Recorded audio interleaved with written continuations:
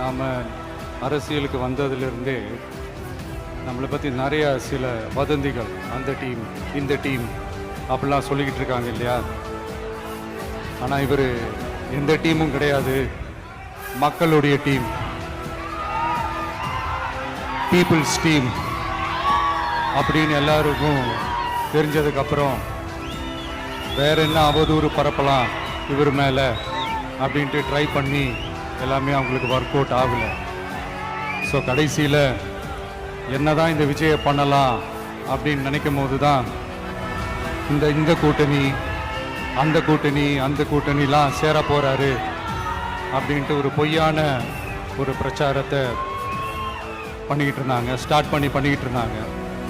இந்த நியூஸ் எல்லாம் கேட்டு நீங்கள் கொஞ்சம் கன்ஃபியூஸ் ஆகிருப்பீங்க. அதனால் இங்கே மறுபடியும் ஓப்பனாக தெளிவாக ஒரு விஷயத்தை நான் சொல்கிறேன்.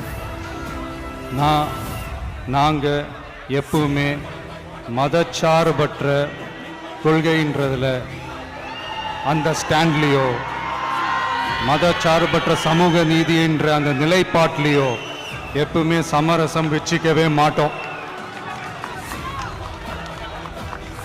நம்மளுடைய தலைமையில தான் ஆட்சி அப்படின்றதுல எப்பவுமே உறுதியாக இருக்கிறோம். நம்மளுடைய முதல் மாநாட்டில் கூட நான் சொன்ன மாதிரி அரசியலில் யாருக்காகவும் எதுக்காகவும் எந்த விதமான ஒரு சமரசமும் நாம் வச்சுக்க போகிறதே இல்லை, அந்த பேச்சுவார்த்தையே கிடையாது.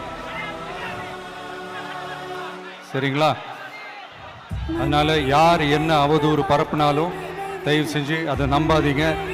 எல்லாம் வல்ல இறைவனின் அருளால் நாம நினைச்ச டார்கெட்டை நம்மளால நிச்சயமா அடைய முடியும்.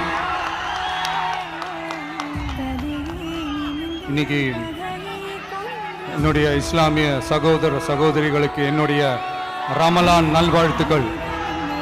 கான்ஃபிடென்ட்டா இருங்க, நல்லதே நடக்கும், வெற்றி நிச்சயம்.